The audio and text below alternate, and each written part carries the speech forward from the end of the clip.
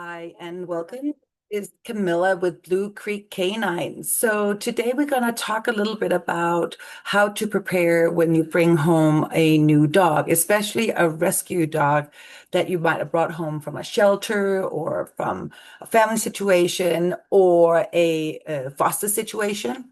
So how do we prepare for a dog that has never been in a home before and is no longer a puppy and is already have some previous experiences in association, and we might not really know much about it. It could be that it's a stray that came into the shelter. It could be it's been a surrendered dog, but there's some history, but who knows it's true or not.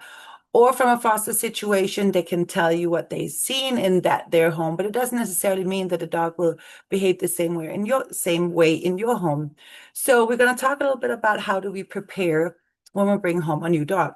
So one of the things is, of course, if you don't already have dogs in your home, you need to start thinking about to dog proof your home. Like, is there any cleaning supplies, any toxic plants, any small items, especially if you also have children at home? Is there any small things that the dog could ingest and could be an issue? So get down on all four, look around and see what might be a good idea to start kind of dog proof in your home. Furthermore, the dog is going to be stressed. There's going to be a big change in his or her life by changing environment. So it's very important that we take it slow and in so also create a safe space for the dog. So that can be like an exercise pen where you can take up a corner with a crate in there. It can be just a crate if it likes crate training or really likes, it's crate trained and likes its crate, or like a laundry room or a smaller room where it's just the dogs. A dog coming into a new home needs some rest. It needs to be able to acclimate and decompress. So safe space. And in that safe space, I highly recommend that you then also have something like a licky mat or a stuffed Kong or bones for the dogs to kind of have a job to self-soothe as well. Because it really helps. That licking action actually helps the dog to also de-stress and just kind of calm down and can then take a better nap, which then helps the system to reset and kind of get um to reset the system so the adrenaline and the cortisol level can come down and just kind of help the dog out the best way possible. That also means that if you have children in the home, they are not allowed to go into the dog safe space because that's the whole point. That's the space where the dog can go when he or she is overstimulated or just needs to get away from the environment.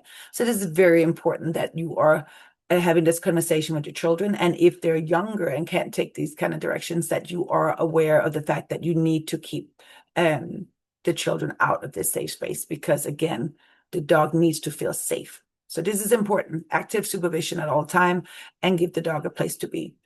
We want to make sure that when also you bring your dog home, give it time to explore. There's going to be a lot of new smells and things. In order when you allow the dog to go sniff, that's how the dog takes in information and starts feeling safe and more comfortable there. So it's not all new. So give them time to sniff, to explore, acclimate, so they can calm down faster and feel more comfortable, or at least faster. It can take a couple of days before they feel comfortable, but at least you can help in speed up the process a little bit by allowing that explore. You can let them explore on a leash. We don't want to give them, too much freedom at first. So you have a lot of the doors will be closed, a smaller space for them to be in. Maybe it's in the kitchen when you're not home, things like that. However, you want to make sure that where the dog is allowed, go around and let the dog explore, and you can keep it on a leash at the same time.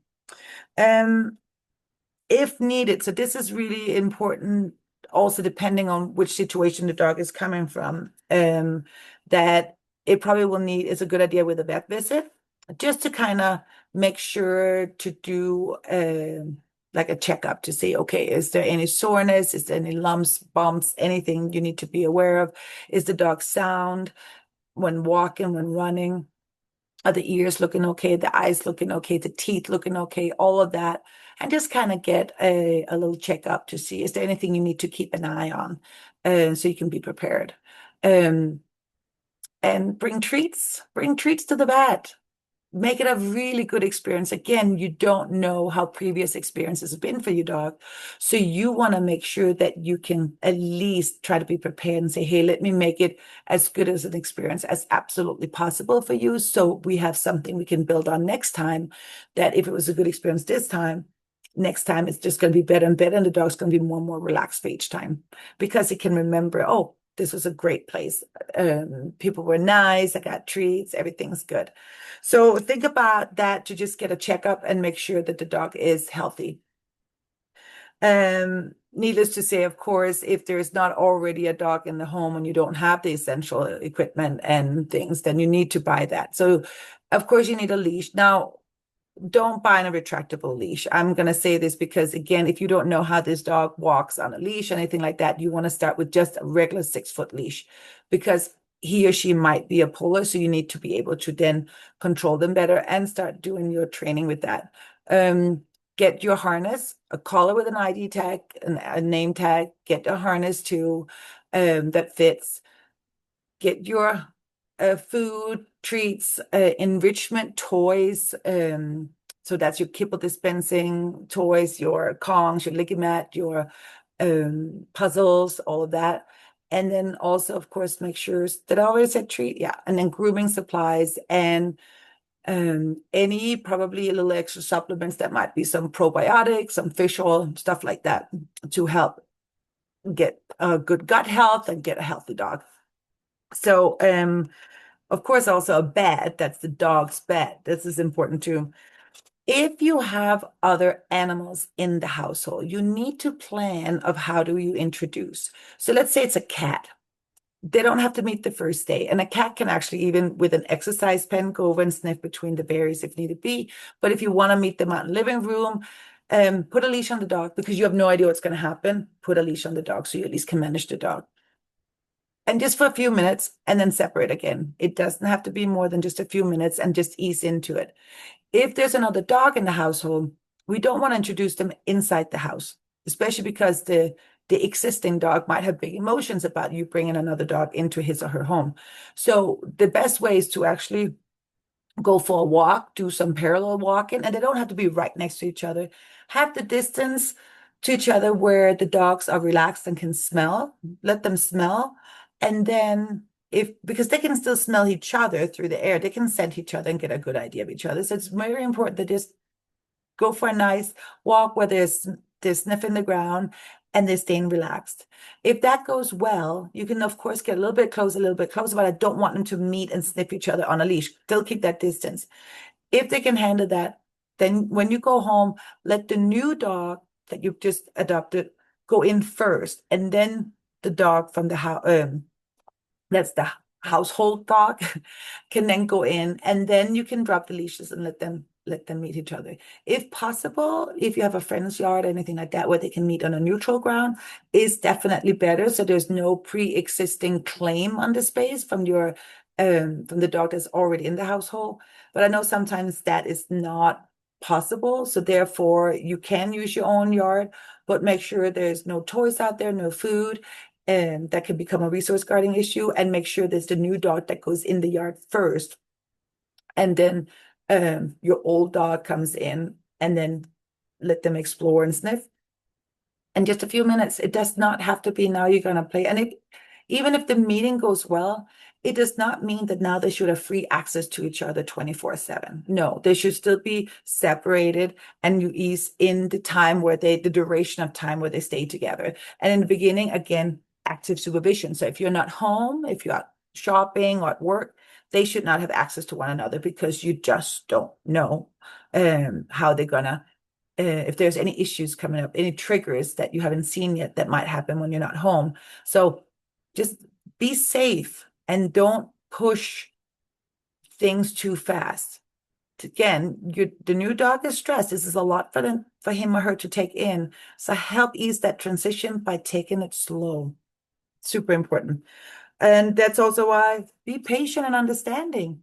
Know that you come with good intentions and you are a person that's not going to take good care of this dog, but the dog doesn't know that.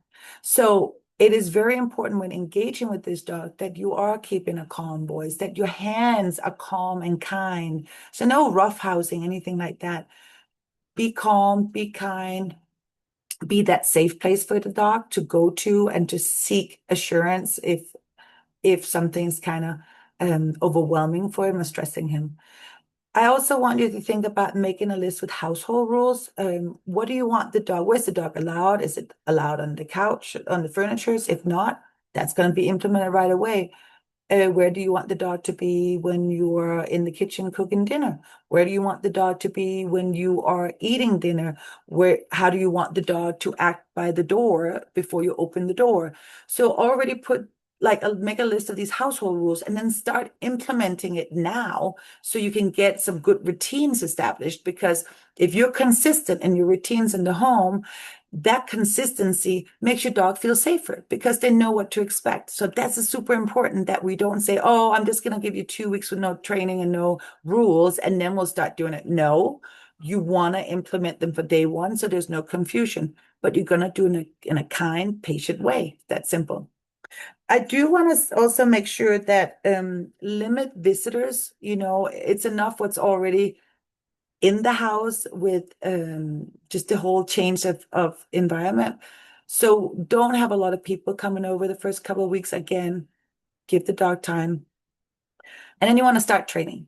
And there's several reasons for that. So you want to start training because with positive reinforcement training, you are gonna not only build skills and confidence, but you will also start creating a stronger bond with this dog. And this is important because you and this dog is going to learn how to communicate with one another. So training is a great way to start doing that. So the focus, right? To make sure that your dog actually is okay looking you into the eyes. For some dogs, that can be intimidating and scary to look you in the eyes. So you want to make sure that is okay. You want to make sure it kind of reach and grab your collar and you're fine. Can we do some nose touches come in? Can you respond to your name? Especially if it's a new name, you need to establish some value to that name. Say, hey, when I make this sound, which is going to be your name, I need for you to check in with me and look at me. And when you do that, I'm going to reward you.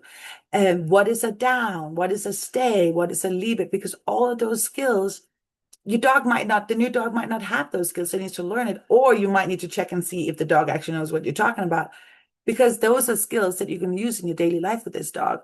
So it is important that you start your training as soon as possible. However, start with very short, successful training sessions. So we might talk 5 minutes, very few repetitions, and just have a really good little training sessions. And then when you say free and you take a break, your dog can walk away from that saying, okay, this was not bad. I can handle this. And then slowly you can see how you can build more and more duration into your training sessions. But keep it short and sweet and successful. Be prepared for accidents, especially if you already there was dog living there before, or that might have had accidents. The new dog will pick up on that smell, or the fact that they're not quite sure where to go to eliminate. Maybe they're not housebroken and you don't know that, or maybe it could be so many things. So dogs definitely can get when stressed and overwhelmed, it will have an effect on their stool and how well they can hold it. So if there's accidents, don't yell, just be aware of it and say, okay, apparently this dog can only hold it for a certain amount of time, where you might be used to a longer period of time that your old dog was able to hold it. So you are still learning about this new dog. And again, there's still stress, and that can affect absolutely the potty scheduling. We usually say there is a 3 months rule. And so what that means is, and I see it again and again and again when I work with these rescue dogs, that many dogs, when first they come in, can be quite overwhelmed by this new situation, and they respond in different ways. And a lot of them are actually repressing their emotions. So when you come home and you just feel like, oh my gosh, this dog is just so sweet, so calm, have absolutely no issues. It's amazing. And then as a dog is living with you for a longer period of time, feeling more confident, feeling safer, you start seeing more, some people call it naughty behaviors. I just said now you start seeing really the personality coming out. And now the dog might start barking at people or walking by or barking at the mailman. It might start jumping up on counters, might start jumping up on you, all of this. In my book, it's a good thing because what is happening is this dog is now saying, I feel safe here. So now I can really allow myself to be relaxed and just kind of respond how I will in a natural way. So you're not doing anything wrong. And this is important to understand that sometimes we have these calm dogs, but really they're not calm. They're just suppressing emotions because they're worried about making mistakes, anything.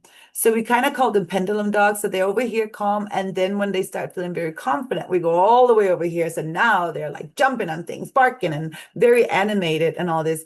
And it's okay. It's okay. This is where the training will help to kind of like, whoop, let's just come in here where we get the skills. We learn the impulse control. We are learning to go to bed. We're learning to stay. We're learning visitor protocol, all of those things. But you will, most of the times, you will see, depending on the age and previous exposure and experiences for the dogs, but usually around 3 months, during that time period of 3 months, you will see a difference in the dog's behavior. So I'd rather have you expect it than think that you did something wrong. Just know that even though everything's going well the first couple of months, just know that there's probably still going to be some changes in your dog's behavior and how he or her perceives you and your family and the house. And they might start claiming space more. There might start being some issues there, and that's okay. We can work with it all. That's the whole point. We can still work with it, but just know you're not done training this dog within the first couple of weeks. This is going to be an ongoing thing, at least for at least past the 3 months. But if we're prepared for that, we can be fair in our expectations and know that I will do the very best I can for this dog by creating a routine, by getting him or her the skills needed, by also giving him or her the mental stimulation they need every day through training and enrichment, the physical stimulation him or her need based on the breed and the age and what they might need, the nutritional, what do you call it? Um, the nutritional meet the nutritional needs and also meet their emotional needs, meaning making sure that they feel safe. So if you're meeting that, then you're off to a good start. So I hope this was a good little preparation video and just create some awareness of if you were to bring a new dog into your home, how to just set you and the dog up for more success and maybe ease the transition better. And of course, if there's any issues at all, you can, of course, always reach out to me. And we can definitely talk about doing some in-home visits if needed be. All right. Thank you so much. Have a great day.